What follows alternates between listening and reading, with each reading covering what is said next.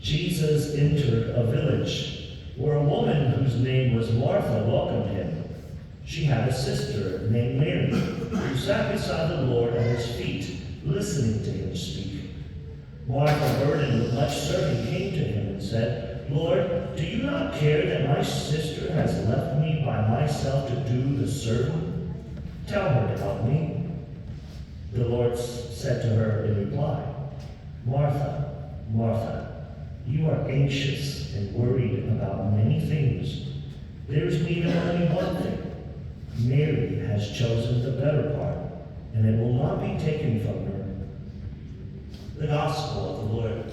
Praise to you, Lord Jesus Christ.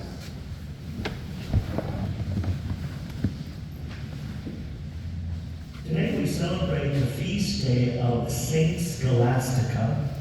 Saint Scholastica was the twin sister of the very famous abbot, Saint Benedict of Nursia. Saint Benedict went and founded a huge monastery in the Italian countryside on top of a mountain called Monte Cassino. And it was here on this mountain there that he established his rule, the Benedictine rule. Saint Scholastica also wanted to follow that rule, and so Saint Benedict wrote a companion rule for women, for Benedictine nuns. They did not live in the same monastery. The Benedictine nuns lived in a monastery 5 miles away from the main monastery for the men. Saint Benedict and Saint Scholastica, whenever they had time, they enjoyed visiting each other. But because women were not allowed in the men's monastery, they would meet outside of the monastery confines in a little farmhouse. And there they would spend the days talking about things of God, praying together, and just sharing the spiritual life with each other. Now, we don't have very many stories about Saint Scholastica, but one of the most famous stories about her is given to us by Saint Gregory the Great, who wrote about her life. He said that one evening, as Saint Scholastica was visiting with her brother, the night was growing late, and Saint Benedict said, "I have to return back to my monastery." Saint Scholastica, knowing in her heart that she was going to die in a few days, wanted this last chance to really talk about the things of heaven with her brother. But he insisted on leaving. So she bowed her head and prayed.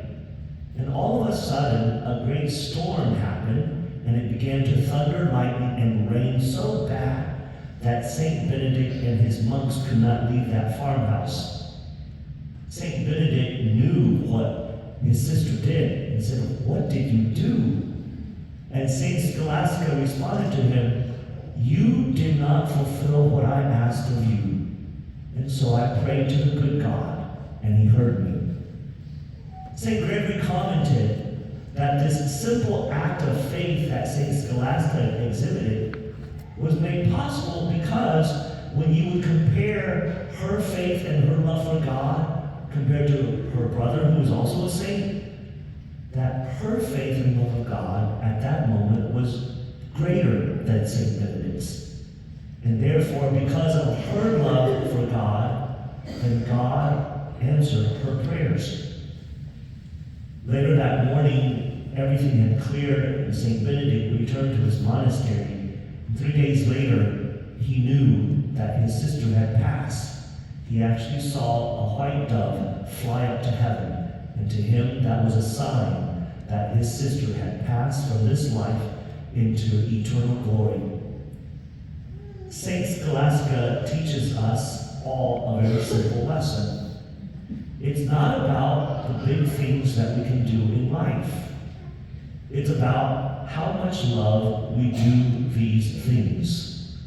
Many of the saints, Saint Therese of Lisieux, Saint Teresa of Calcutta, Mother Teresa, they all have learned and echoed this same lesson.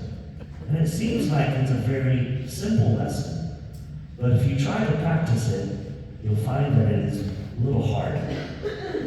But to do whatever we do with great love for God and with great love for others, that's how we will be great in God's kingdom.